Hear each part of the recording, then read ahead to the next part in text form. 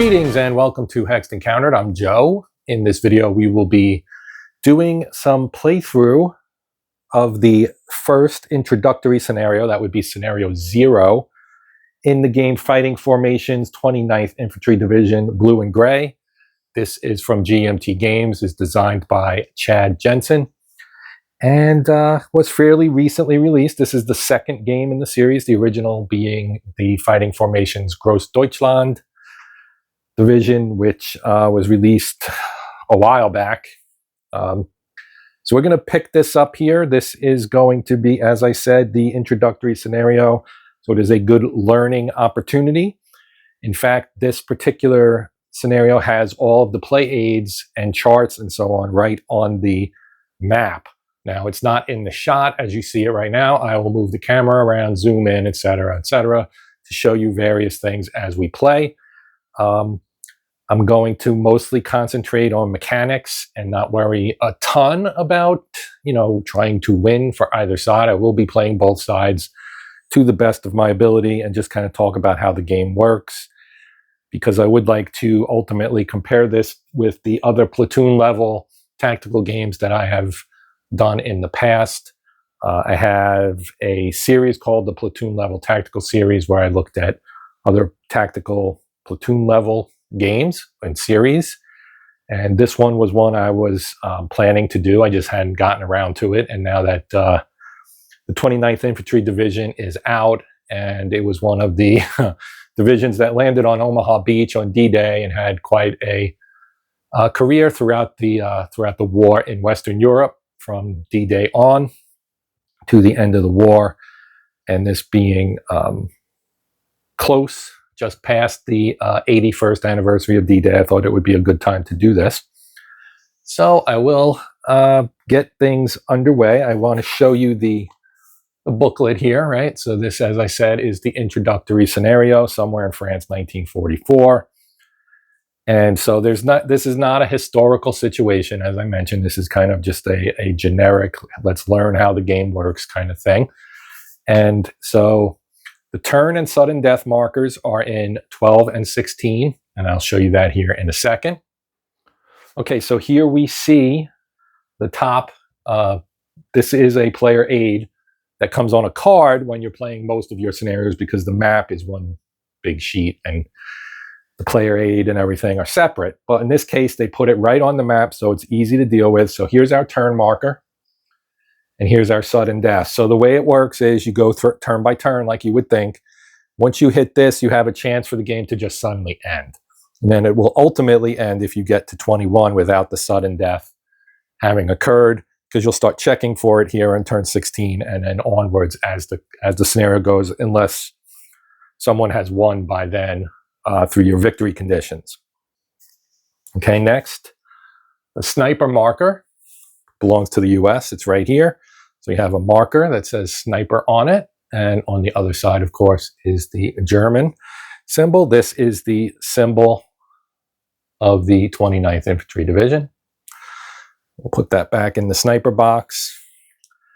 The initiative pawn is in the 1 on the German side of 0. So this is the American side. It's green, so you can tell. It also has the logo right here. And then you have the German side, and it runs from 1 to 20, both ways. And it's kind of a push and pull. So the Germans will spend a certain amount, and that will push the pawn to the US direction. When the US takes or has initiative on the other side of 0, they will take an action, and it will push the marker in the German direction. So that's kind of how it works.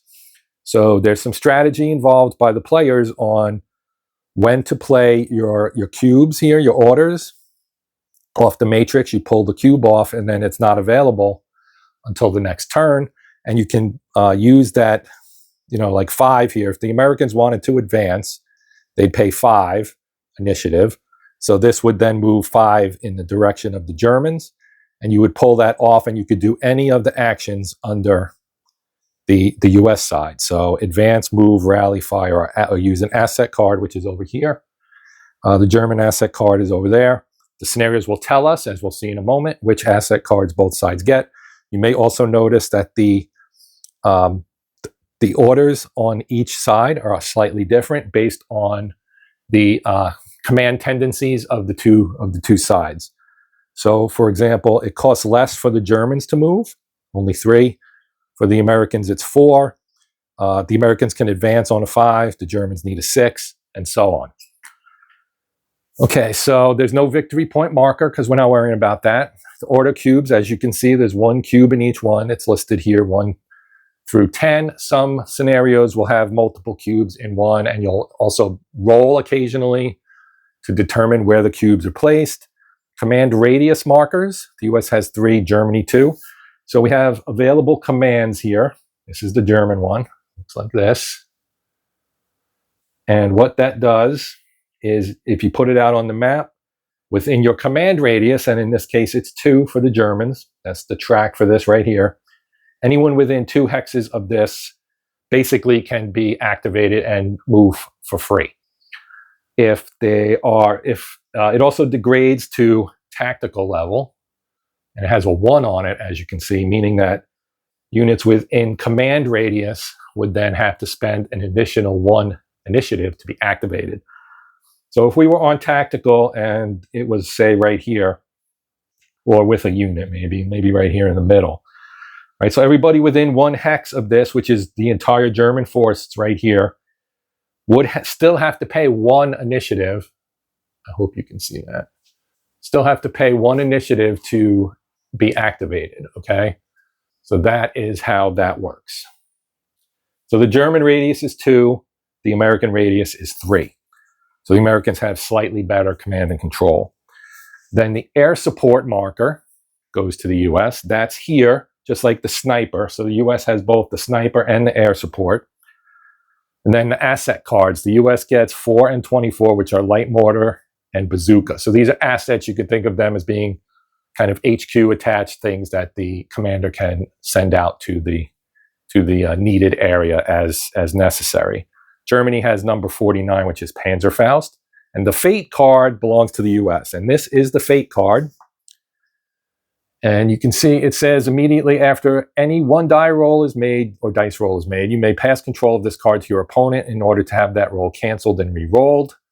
Whenever a scenario ends in a tie, such as 0 victory points after sudden death, the player in possession of this card breaks the tie and wins the game. Right? So you have a German side and an American side. It works the same way for both. This also, I think, if I remember correctly, gives you initiative if the initiative is in the middle. They're on 0. Okay, and these are the asset cards.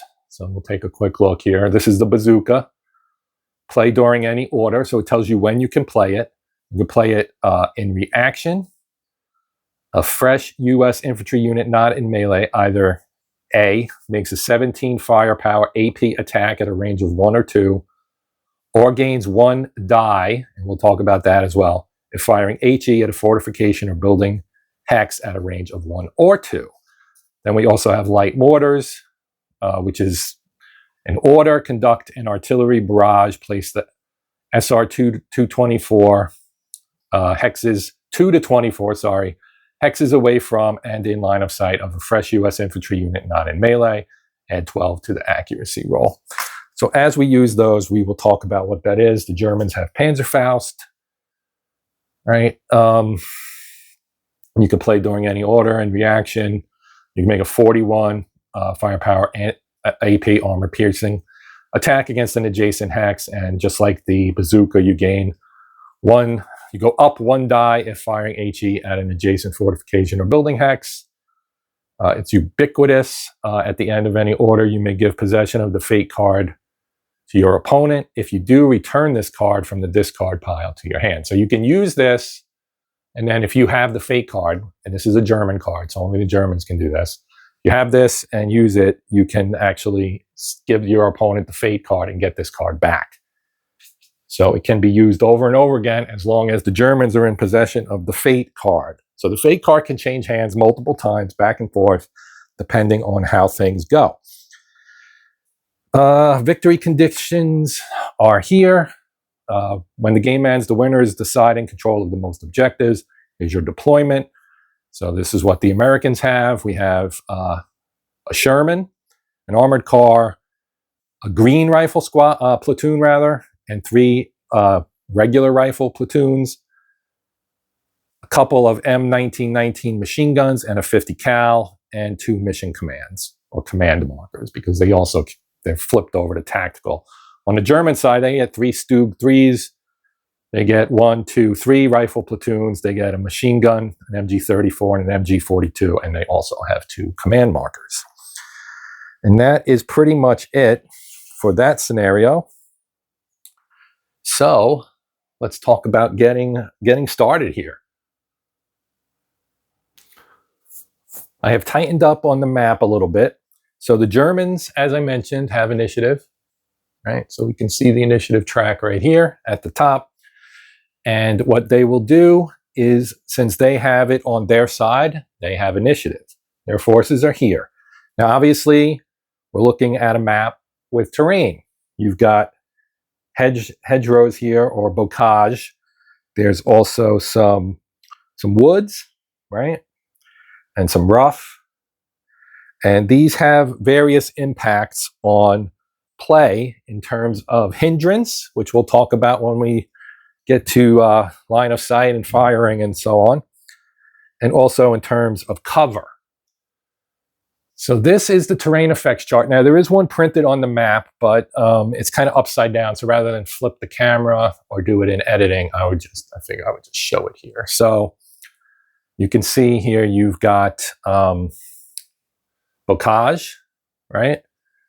So it adds 2 for movement costs. Sorry, forgot how close I was holding this. For tracked, it's +6 with an asterisk. So you look over here, plus a bog check, right? Then impassable for wheel, it's 0 or 4 cover versus direct fire across the hex side. So just being in the hex, if you're firing in this direction and you're in this hex and your enemy's firing this direction, you don't have any cover because it's a hex side feature, right? And of course, then you have woods, and it's got the same thing. And you can see line of sight is an obstacle. Bocage is a 5 hindrance. And again, I'll talk about that when we get into firing. But for now, what the Germans are going to do, let me move this down so you can see it, is they have, as I said, initiative. They will take the 3 cube, okay, and it goes, and we put that in the used cube box, and then they can do a move, a fire, or an asset card. They're going to do a move, okay. Move activated units. Unit speed equals available movement points. Expend movement points to move hex to hex. So now I'm going to zoom this back up here real quick. I did not cover the map with plexi or anything. We just, we're raw dogging it, I guess you could say. Anyway, we can activate units here, and anybody who's in command, but I have to drop a command marker first. Okay. Now, I don't have to drop a command marker. I could elect not to, but then I have to pay an additional initiative, 2 for each guy for all of these guys. So we don't want to do that. What we're going to do is we have to move this 3. It's off map, off shot again. So it was on the 1. I'm going to go 1, 2, 3. So it's 2 to the American side, which means the Americans will get the next move. Okay, then we're going to take our command markers. It can be placed on the map at any time. Mission side up. So as I mentioned earlier, you've got your mission side, which says 0, and your tactical side, which says 1. Now, you usually, because this can be, this is vulnerable to elimination, and it gets eliminated if it's, say, out in a hex somewhere, say here, by itself, an American comes along and says, boop, moves into that hex. This is then out of the game, and you're down to 1 command marker instead of 2. So you want to typically put it with a unit, or put it somewhere that a unit's going to move to and they can pick it up. However you want to do it based on which units you want to put in command. Because here's the thing, right? We have units that are clustered here, but we also have a machine gun unit down here. And this guy is kind of out on his own. And if he's not within 2 hexes, then he's out of command.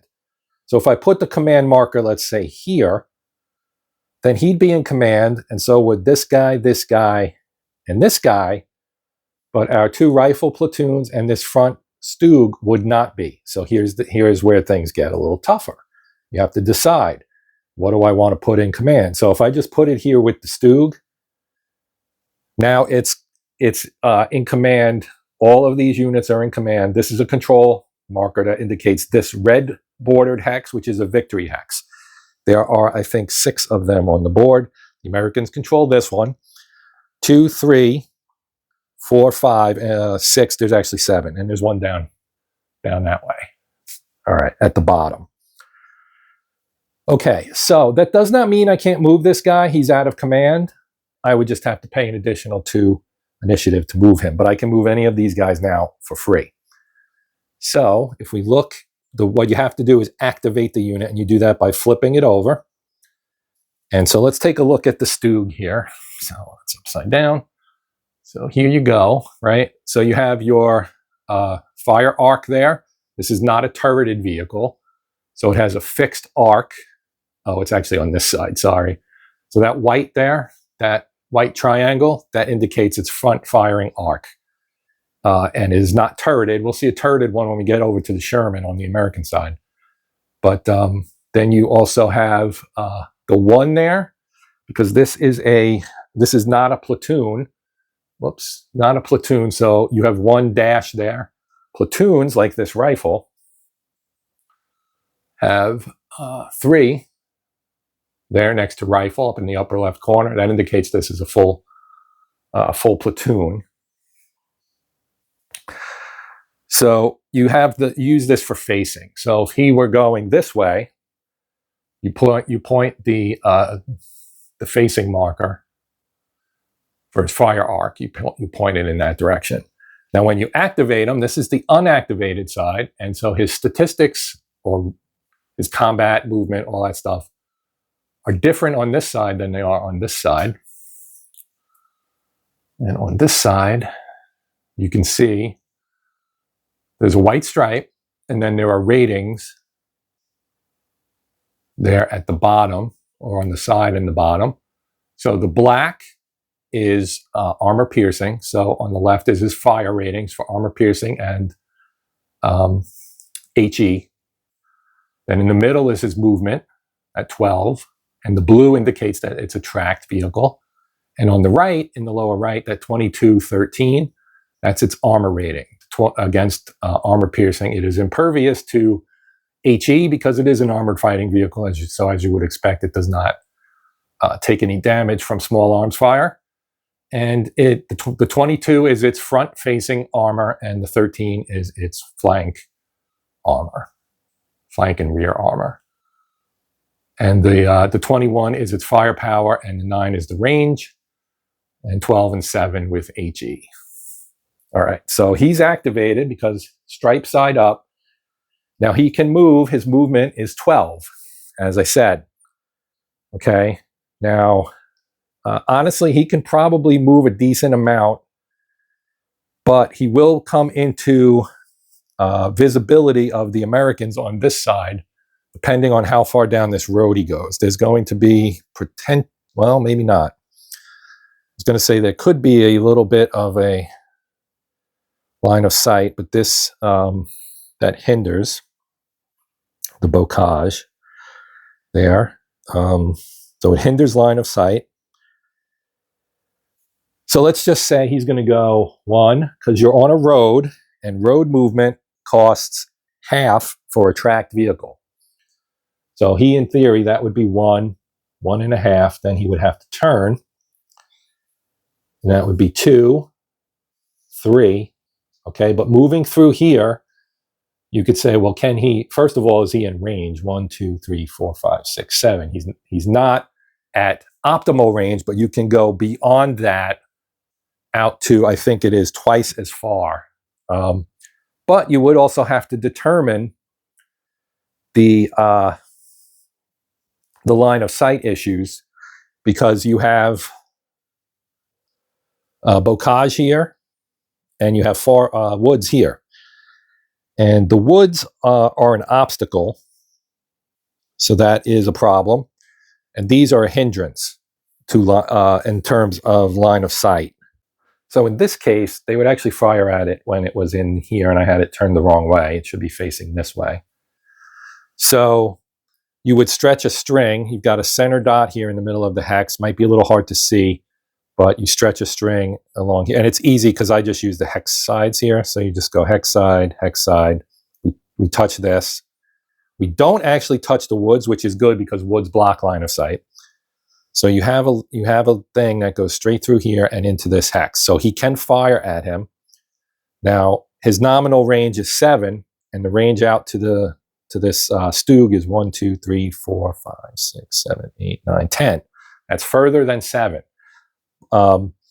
We also will have a hindrance of 5, which is the value for the bocage. What that means is if you roll a 5 or less, it's a miss because of the hindrance. And every hex has a hindrance of 1. So if you roll a 1, it's also a miss, no matter, even if you're firing across clear terrain. So that's one of the wrinkles in this game system, which has a lot of wrinkles and is very creatively done. And you can see why Chad Jensen's considered a very creative and innovative, I guess, designer, and his games are popular. Now, and we're thinking as the Americans now before we decide to fire, okay, there are several things we need to take into account. Now, this is an M8 armored car, and you can see the circle there, which indicates it's turreted, okay? So it can fire, and he would technically be, I think, in the front firing arc anyway, because it's generally facing in that direction. But here's a couple of things to consider. He's not activated.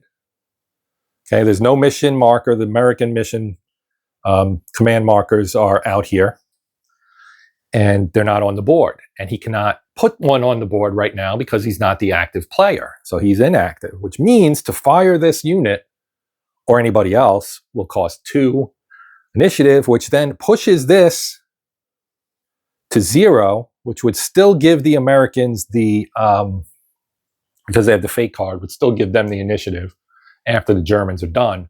But as soon as the Americans spent something, it would push it that much further down towards the German side, 2 extra spaces. So that is something that you would take into consideration as a player, along with the fact that at an extended distance, with a gun with a firepower of 10, attacking something with an armor rating of 22, and you're rolling 2 D12s, your chances, actually no, you go down a step as well. Your chances of actually doing anything to the Stug at that distance with an armored car, as you would expect, are pretty low. So you would not most likely take the shot, and in this case, we won't. So going back to our move here, we've got 1, 2, 3. What to do next? We could talk about columns and so forth. If you moved, so we've spent 3. He's got 9 left. These would each cost 1, so you could go 4, 5, and then you have woods, right? We could also just drive him down the road and have him take this hex, which would also put him into column because it's buildings. There are formations involved as well, and those also impact things. So there's, like I said, there's a lot of nuance as well as some interesting mechanics in this game. So that's pretty cool. So anyway, I'm just going to go down here. We're going to go 4, 4.5, and then to go into buildings with an armored fighting vehicle, it costs 3. And all vehicles must be in column, and it's impassable if the center dot is atop a building, except via road. So there's no road, and the dot is kind of on the building. It's definitely on the building here and here and here, down, which you can't see, and also up here, which means that the Stug can't really go in there, so we're not going to do that. So we were at, what, 4.5, I think, right? 1, 2, 3, 4, 4.5, 5. Now he can go in here because there's a road. So that's 6. So what I'm going to do is he's going to stop and he's going to flip to inactive because he's done moving. Now you look up here and again, could they fire down at him? Yes, most likely. But again, well, you have woods here. So if we tried to fire the tank, it would go through that wooded hex. It would touch the woods, meaning it's blocked. Now he could theoretically do it. He'd have to change his turret facing to shoot this way. And we have buildings in the way, which would also be obstacles. So in theory, you can't, not in theory, in reality, you can't fire. And again, you would still have that 2 cost and everything. So it's totally not worth it. Now we flipped him over and he is in this hex, and we need a control marker to put on there to indicate that the Germans have taken this hex, so they own it now. Okay, so now they own 2 of the victory hexes out of 7, and we can continue our movement. So let's take our infantry now. So he's a rifle platoon, and we would flip him over, and they have the same kind of things, except you can see all their firepower is white, 13 with a range of 3. They have 6 movement points. It's green for leg. And the 10 is their morale. So that is their defense mechanism. Okay, they obviously don't have armor. So it represents basically their ability to not break, essentially. So we're going to take this, and he starts here. Now leg pays 1, I think, on the road. If I remember correctly, they do. So you have to move along the road. So they go 1, 2, 3, 4. Actually, 1, 2, 3, and then move into this hex so that they can take that one as well. Again, get a control marker for it. And we'll flip him back over to his inactive side. Okay. And to enter that for leg costs 2. So he started here 1, 2, 3, 4, 5. So he's good.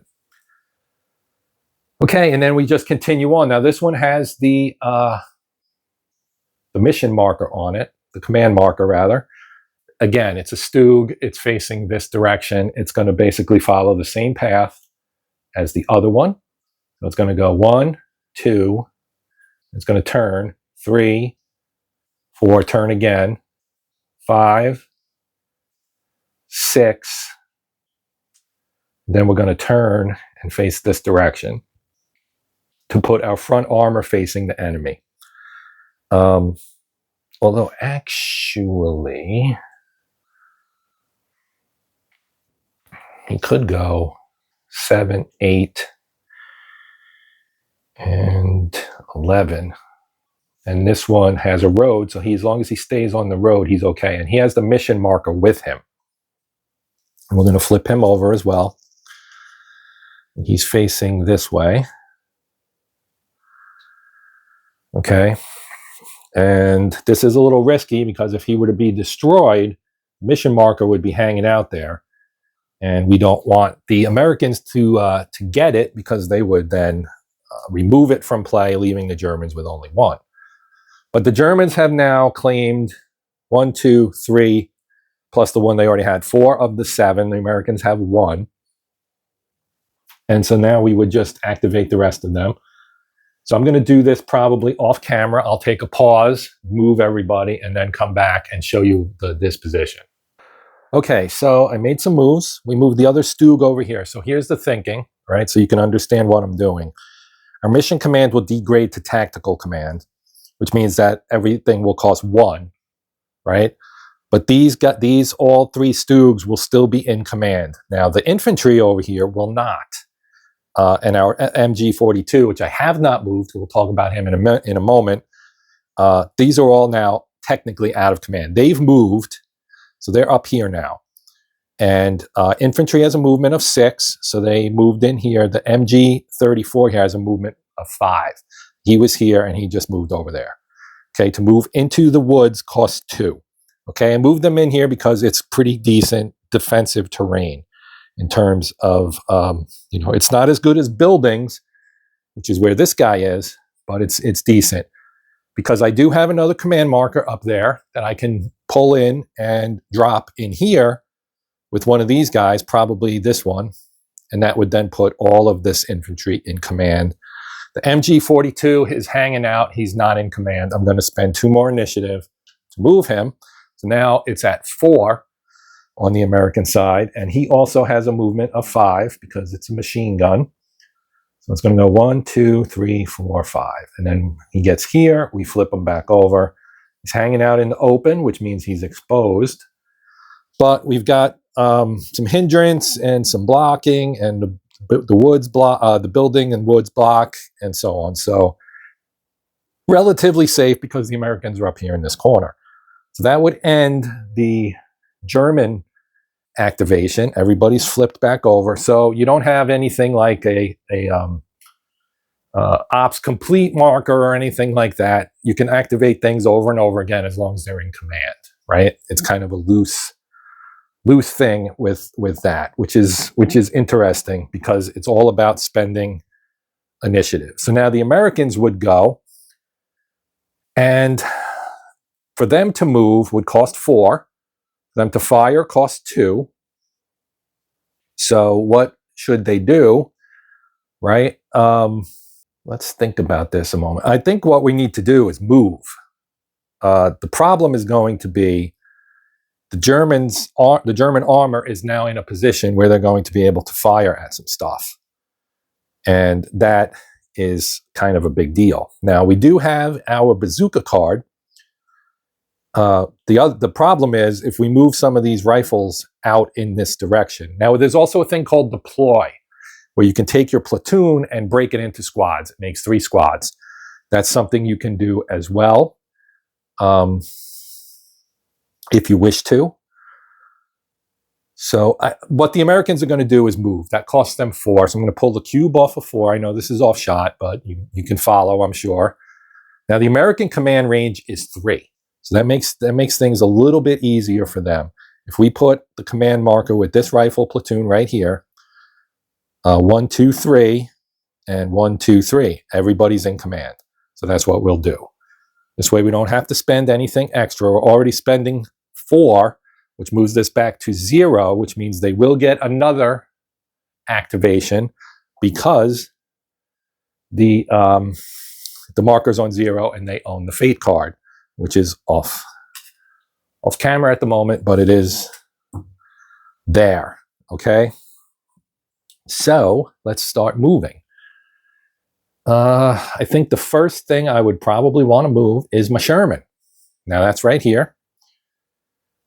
Or do I want to try to use the bazooka? Maybe we should try to see if we can knock. Well, the building is a problem. Because they could move up pretty close. Their movement is a 6. The problem is, as soon as I move, they can take an opportunity fire if they wish to. From this one, these 2, I don't think would have line of sight up here. We have a hindrance from this probably for that. Well, maybe not. It'd be close. But let's just say we're going to activate this guy first. This is an American squad. It's a little bit different than the German rifles. Okay, still has a range of 3. Firepower is slightly better at 16.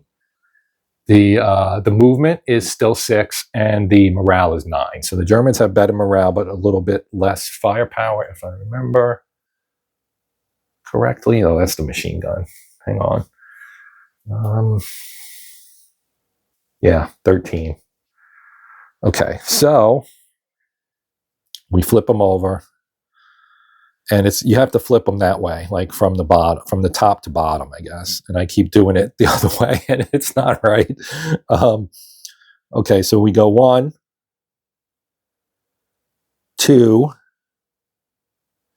Now he can fire at him. His machine mounted machine gun basically has a firepower of 10 and a range of 7. So he's within range. Okay, now he's in a building hex, but I think he can fire out of that. Although he would have to turn. I need to check this. I want to check it real quick to make sure, because the dot is on the building and he's on the road. And so if he did turn, this is an individual squad of vehicles, which I think is just one vehicle. So if he turned that way, he would have to turn for sure. So I think this is a good opportunity to talk about a couple of the mechanics here. So this one is going to op fire at the rifle squad right here, okay, because he's still 1, 2, 3 away, and the bazooka can fire at a range of 1 or 2. So you want to hit him before he's in range, hoping to stop him in his tracks, essentially, right? So to move this guy for fire doesn't cost any initiative points, and he's in command, but he still has to pay, I think, 1 for op fire, if I remember correctly. No, he's still under mission command, so he gets to fire for free. But he does now. Here's the thing I wanted to talk about. So your default firepower is 2 D12s, right? But the game comes with D20s for when you go up a level, so that's a plus 1D. And it also has 2 D10s for going down 1 level, 2 D8s for going down 2 levels, and 2 D6s for going down 2 levels. So because this is op fire that has a movement in it as well, you have to drop an extra 1 die for the turn. So that would move it to a D10. And I think that's it. I don't think there's any other, because he's firing HE, not AP. If you fire AP, that also is a minus 1D, which would knock it down to an 8. So we're going to roll 2 D10s. And I'll just kind of put this here, I guess. Well, let's put it right up here. That way you can at least see it, right? So I'm going to roll my 2 dice. And we got a 9 and a 2. So you take those and you add them. Now, neither is a 1, which would be a hindrance, okay? Nor is it, and there are no other hindrances. Open terrain gets a 1 hindrance, okay? So he passed that, and he's now facing this way. So he's in the front, he's in the fire arc, he's firing, he has a firepower of 10, he rolled an 11, that's a 21, okay? Now he gets to roll his defense to see if he gets hit or not. Oops, I just realized I messed it up. You don't start with a D12, you start with a D10. So we would go down to D8. So we would use these. So let me re-roll here. Now we got an 8. So the 8 plus 10 is 18. Okay, and now for the defender, he will roll 2 D10. And I moved this away instead of just leaving it there. So I'm going to roll our 2 D10 now for the defender, who has a base of 9. And he got a 6, so that is only a 15, which is less than an 18, and therefore he takes a hit. Now there is a cup with hit markers in it, and you reach in and you pull one out, and we got a pinned. Okay, so you see they're pinned, and there's an M on it, which means he cannot move. So they achieved their goal of keeping him out of bazooka range. He also... his rate of fire is a 4. And he did not roll a 4 or less, because that would have made him spent. So he did not do that. So there's also, on each marker, has a vehicle side and a leg unit side, basically a non-vehicle side. So he's now deactivated,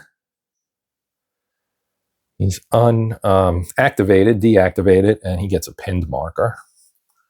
One more thing I want to mention here is on our hit marker, you see the M, which means he can't move, right, because he's pinned. But the 8, you might say, well, what does the 8 mean? Well, the 8 is the rally number to remove it. You look at the other side, so this is what it would be if it was an armored unit. It's got F and M, which means it cannot fire or move. It says unconfirmed kill. So basically the unit's dead if it doesn't rally, and its rally number would be a 16. And you roll 2d10, and there are modifiers and so on that can be applied as well. So when we get to the rally phase, or use a rally command, I'm sorry, no rally phase. There's a rally command, which for the Americans costs 3. So we could do that next turn if we wanted to remove this and keep him from being potentially killed. Because once a unit is hit once, if they are hit again, they're dead, eliminated. So we don't want that to happen, right? Okay, he's done. Now, we could say, well, okay, that one didn't work. Let's try this guy. We'll go 1, 2, and then they say, oh, well, he's going to be flipped over though, too. They say, oh, well, we're going to fire at him too. Right? Now, his fire arc goes out this way, like this. So I think, yeah, he's in the front firing arc. So he doesn't have to turn again, which means he gets to roll the full firepower this time, which is a D10. So I'm going to take this, and again, it's free because he's in command. And he rolls an 8, but he rolled a 1. So that means he's going to get a spent marker, I think, if I remember correctly. Let me check it. Okay, so because he rolled a 1, if either of the 2 dies are equal to the hindrance, then the shot misses automatically. Okay, I did screw up, though, in that these guys, this bazooka card is a reaction card. It's not an order card, which means I can't use it to fire at this. It would have to be in reaction. But I think because he fired, I could then react. Well, maybe not because of where he fired. So yeah, I think I'm still, but he can now continue moving. The other question is, would this unit then be able to shoot at him? Because if he pivoted, right, and you go center dot, I think, I think it nicks the corner of the building, perhaps. I don't have a string on me, unfortunately. I'm kind of winging it here. But it looks like, well, let's see.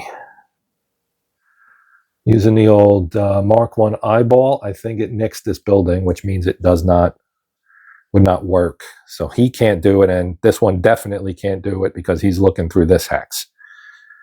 And the buildings are definitely in the way there. So he's able to finish his move. He's moved 2, so he could go 3, 4. And then he has to stop here, I think. I don't think he can use a move to go into that hex.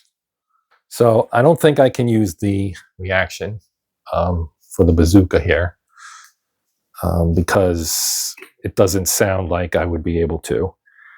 So they can continue their movement, and I cannot move into this hex. That requires an advance command, which for the US costs 5. It costs 6 for the Germans. So he's just going to finish his move by going 3, 4, and then he's done. Okay, so now he can move in here with an advance order next turn, if I wish to do so, and I might, because I still retain initiative thanks to the Fate card. So let's move our next unit.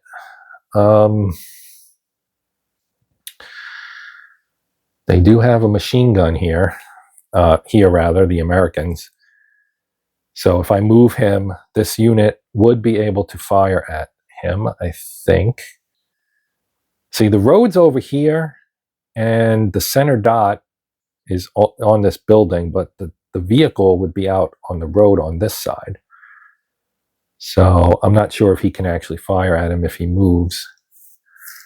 And probably not if he moves here first. So he's got a movement of 5. I got to remember top to bottom. 1, 2, 3. Rough costs 2. So we'll just go in the rough here.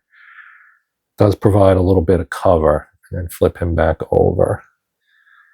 Now you probably did not see that. So let me, oh, you can see it, okay. Yeah, let's slide up a little bit there. So he's right here. And we have obviously these two here, plus there's one here. And the other one is right there, right here at the bottom. Okay, so continuing, so he's done. He was here. 1, 2, 3, 4, 5. Perfect. Now we got this rifle, our green rifle up here, 2 more machine guns, our armored car, which is a single, and then we've got a platoon here of Shermans. Okay, so the platoon of Shermans we could do something with if we wish to. Well, we can do it with whatever we want, right? Well, his range is 7, his firepower is 10, it's 21. Of course, he can't fire right now because he doesn't have a fire command. He has a move command. I'm just trying to think of if it's worth it to risk having him fire at me. Firepower is a 19. Let's, well, we're going to move him. He's going to go 1, which is only a half, and then here. And then maybe I'll put him in the woods. I'm just trying to check and make sure there's no bog check, which there is not for the woods.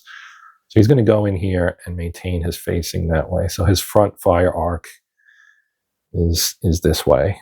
I think do they point to the vertex? No, they point to the hex side. That's what I thought. Okay. So I didn't bother to flip them over, but that is how that would have worked.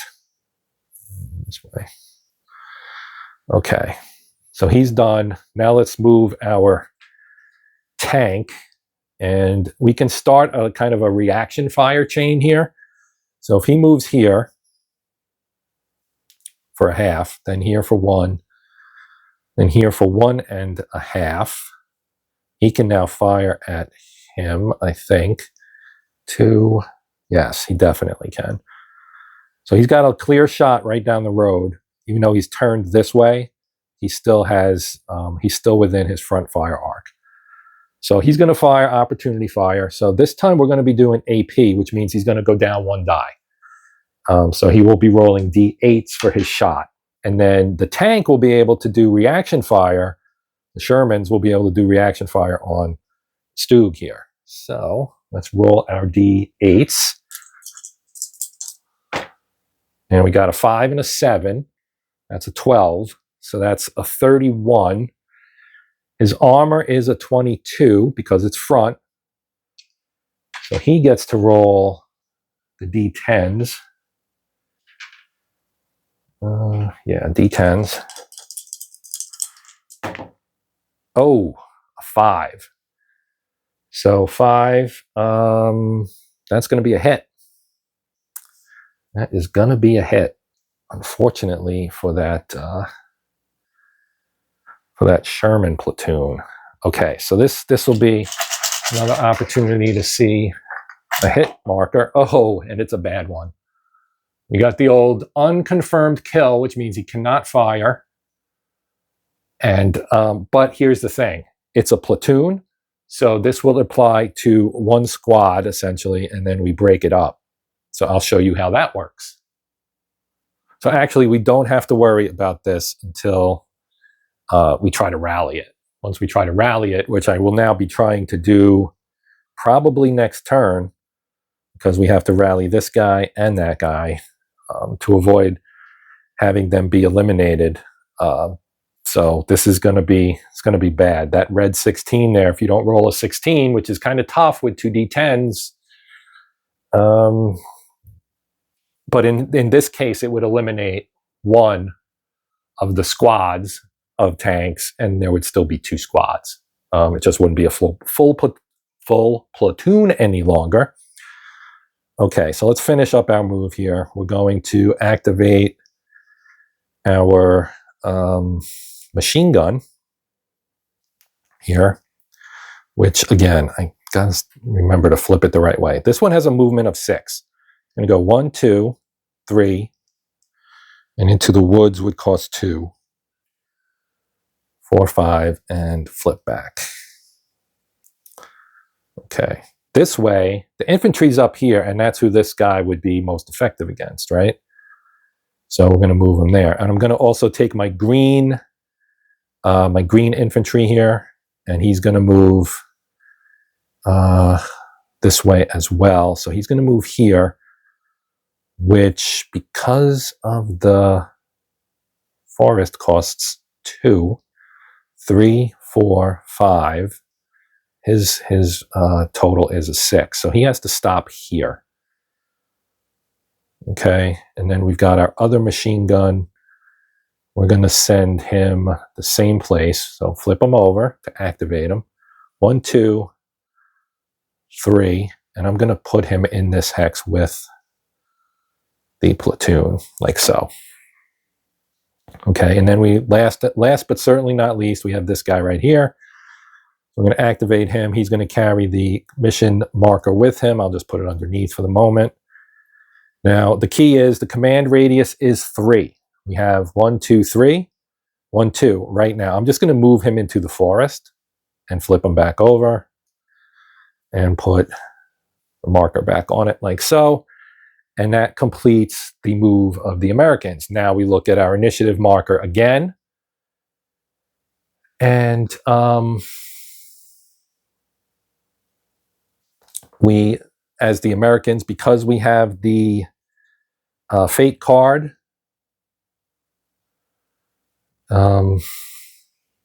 initiative equals player holding the fate card. So the Americans get to go again. Now rally costs 3, okay, but the 3 cube. Let me show you the order matrix so you can see this. All right, so that's probably good enough. So here you see rallies right here. For the Germans, it's 4. Both 3 and 4 are gone. So the Americans would have to spend 5 to get that, or they can spend 2 for a fire order, or they could spend 1 for an asset card and play this, which is an order, and then we could do an artillery barrage. Okay, but I think because of the precarious situation of this tank platoon, if this guy, if we don't rally him and the platoon takes another hit, it's killed. So we don't want to do that. We don't want that to happen. So I'm going to spend 5 for the oh man, that stinks. Yikes. This is a tough call here, because I wanted to do the advance, because I want to send the rifle squad down in that next to that town where the or next to the buildings where that Stug is. I wanted to send them in there, and now I can't. Move into adjacent hex, then must stop. Oh, okay, so that's not actually what I want. What I want is assault, I think. Yeah, so that's okay. We're going to take the advance cube, and that goes over here. And that costs 5, so 1, 2, 3, 4, 5. It's now back to the Germans. They're going to have 5 to work with, and we're going to play for rally. Okay, so now we'll do our rally. So we can see how that works. We're going to rally this one and this one, or attempt to at least. So it's a base 2D roll, but the modifiers would be cover, and well, you got 2 positives, a plus 1D, so you go up 1 if your unit can claim cover of 1 or more. Neither of these 2 can do that. They're both in the open. Another plus 1 if they're in the command marker hex, which they are not. The command marker's over here. Now, in theory, I could put a command marker with this guy, let's say, because I am the active player. I could do that. I don't want to do that, because in theory you want to stage them so, because they go from being here right? You play them on the map, then they're in mission, then they go to tactical, and then they get pulled off and go in pending, and then they move to the next one. So in theory, you really, unless you're really up against it, you probably don't want to have two of your markers on the map at the same time, because you'll end up in a situation where you won't have any, and then you're going to spend big time initiative to try and do anything. So you do have to kind of parcel it out. So I'm not going to do that. So we're going to roll 2 d10s and hope for the best. Now this one's relatively easy, I guess. We need an 8. So greater or equal to 8, and we will rally that unit. And we got a 12. So this one goes away. Throw it back in the cup. Okay, now this needs a 16. This is a big call here. Whoops. All right, that one was an 8. Let's see what we get here. 14. Okay, so we take this away. Okay, and now we need to put 2 Sherman squads in here. So 2 single, we'll have 2 units in here, and this one will go away. So that platoon has been reduced, but we still get to remove the hit marker. Okay, so here are our 2 individual squads of Shermans. I'm going to stack them. They're here. Okay, and that is all of the rallying I can do, so we would then go back to the Germans. However, I am going to end the video here because it's been pretty long, and I kind of wanted to go through most of how it plays out. I plan on doing a full, well, I shouldn't say full playthrough, a playthrough of an actual scenario. Perhaps scenario 1, which takes place after the landing on D-Day. So that would be a good one for June, assuming I can get to it. I do have other things I want to do. But I hope this was at least somewhat useful. When you first try to wrap your head around the rules of this series, they're different. So you're not, at least in my case, I can only speak from my own experience. It's not like there's a lot to it. There's a lot of little moving pieces, but each individual one makes sense once you get it. Chad Jensen was famous for writing a clear rule set. I can confirm that that's the case with this. Like I said, it's wrapping your mind around things that works differently than all your other tactical games. The whole order matrix thing, it's Euro-ish, I guess, which some people don't like. I think it adds a layer of strategy. You could say it's gamey, I guess. But, part of the reason to play these games is to enjoy it, and I think it's an enjoyable mechanic. Your mileage may vary on the historicity or whatever, or your feelings about how that mechanic impacts gameplay or anything else that you might think about. But all in all, it works. And it's interesting. And with the command markers and everything else, yeah, it's a pretty cool system. And I can understand why so many people like it a lot. And like I said, I do want to do something a little bit more meaty. I also want to do something on the first game in the series, because I do have them both. And of course, that one would be the Großdeutschland Division. So that's Eastern Front. I also have the expansion for that one, the Battle of Kharkov. So lots of good Soviet Red Army, German Wehrmacht action on the Eastern Front. And then, of course, we have these guys, the 29th ID of the United States Army, which was also a pretty kick-ass unit during the war. Anyway, I'm babbling at this point. I do want to say I enjoy this a great deal. And I hope that you got a sense of how it works. There are plenty of other videos. Chad Jensen actually has one that she did with Patrick from Patrick's Tutorials, showing how the game works. And mine mimics that to some extent, but she's obviously much more involved and knowledgeable about the system than I am. So I do recommend you can check that one out as well. It's pretty easy to find. I found it. You probably can too. But anyway, that's going to do it for this one. Thank you for watching. If you have questions or comments, you know you can always place them in the old comment section, and I will do my best to reply as soon as possible. Please consider liking, sharing, subscribing. All of that is always welcome. I try to churn out multiple videos per week. Shoot for 4 to 5 if you go Sunday to Saturday or Monday to Sunday, however you want to count your week. I try to have videos Monday, Wednesday, Friday, Saturday, and Sunday. That's my goal every week. I don't, always make it. Bump the map with my leg. But that's the goal. So if you are considering subscribing and you do like this type of content, that might be something you might be interested in knowing about the channel. Regardless, I am done.